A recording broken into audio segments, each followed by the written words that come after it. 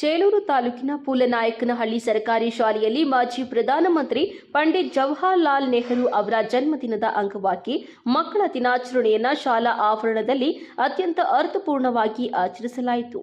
ಈ ಕಾರ್ಯಕ್ರಮದಲ್ಲಿ ಪಾಲ್ಗೊಂಡ ಮಕ್ಕಳಿಗೆ ಸಿಹಿ ವಿತರಣೆ ಮಾಡಲಾಯಿತು ಮತ್ತು ಮಕ್ಕಳಿಗಾಗಿ ವಿವಿಧ ಸಾಂಸ್ಕೃತಿಕ ಹಾಗೂ ಮನರಂಜನಾ ಕಾರ್ಯಕ್ರಮಗಳನ್ನು ಆಯೋಜಿಸಲಾಗಿತ್ತು. ವಿದ್ಯಾರ್ಥಿಗಳು ಉತ್ಸಾಹದಿಂದ ಭಾಗವಹಿಸಿ ತಮ್ಮ ಪ್ರತಿಭೆಯನ್ನ ಪ್ರದರ್ಶಿಸಿದ್ದಾರೆ. ಶಾಲಾ ಆಡಳಿತ ಮಂಡಳಿ ಹಾಗೂ ಶಿಕ್ಷಕ ವೃಂದದ ವತಿಯಿಂದ ಈ ವಿಶೇಷ ದಿನವನ್ನು ಯಶಸ್ವಿಯಾಗಿ ಆಯೋಜಿಸಲಾಯಿತು.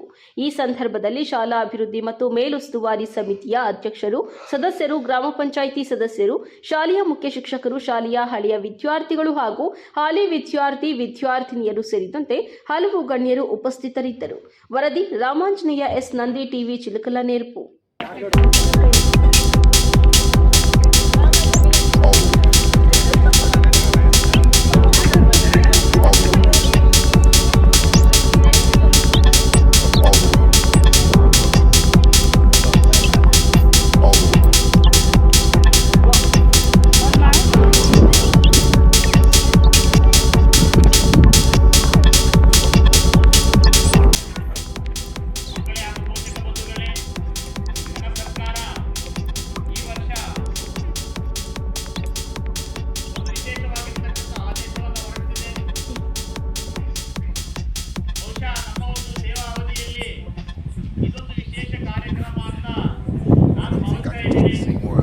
ಚಾಲನೆ ದಿನದಂದು ಪೋಷಕರ ಮಹಾಸಭೆಯನ್ನು ಇದರಲ್ಲಿ ಹೆಚ್ಚು ಮಾಡಬೇಕೆಂದು ಆದೇಶವನ್ನು ನೀಡಿರುತ್ತಾರೆ.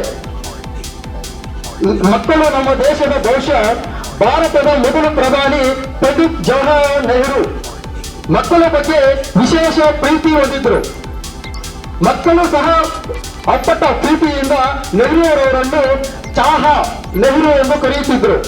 ಯಾಕೆಂದ್ರೆ ಜವಾಹರಲಾಲ್ ನೆಹರು ಅವರು ಮಕ್ಕಳ ಹತ್ರ ಅಚ್ಚುಮೆಚ್ಚಾಗಿ ಅವರ ಹತ್ರ ಜಾಸ್ತಿ ವಿಶ್ವಾಸದಲ್ಲಿ ನಡೆದುಕೊಳ್ಳುತ್ತಿದ್ರು. ಅವರು ಚಾಹಾ ಎಂದು ಕರೆಯುತ್ತಿದ್ರು. 1964ರಲ್ಲಿ ಅವರ ನಿಧನ ಆದ ನಂತರ ಜವಾಹರಲಾಲ್ ನೆಹರು 1964ರಲ್ಲಿ ನೆಹರೂರವರು ನಿಧನ ಆದ ನಂತರ ಅವರು ಜನ್ಮದಿನದಂದು ನವೆಂಬರ್ 14ರಂದು ಪ್ರತಿ ವರ್ಷ ಮಕ್ಕಳ ದಿನಾಚರಣೆ ಆಚರಣೆ ಎಂದು ಘೋಷಣೆ ಮಾಡಿದರು. ಈ ಪುಟ್ಟ ಭಾಷೆ ಮಾತಾಡೋಕ್ಕೆ ಅವಕಾಶ ನೀಡಿದಂತಹ ತಮ್ಮೆಲ್ಲರಿಗೂ ವಂದಿಸುತ್ತಾ ಈ ಭಾಷೆಯನ್ನು ಮುಗಿಸ್ತಾ ಇದ್ದೀನಿ. ಜೈ ಕರ್ನಾಟಕ, ಜೈ ಭೀಮ್, ಜೈ.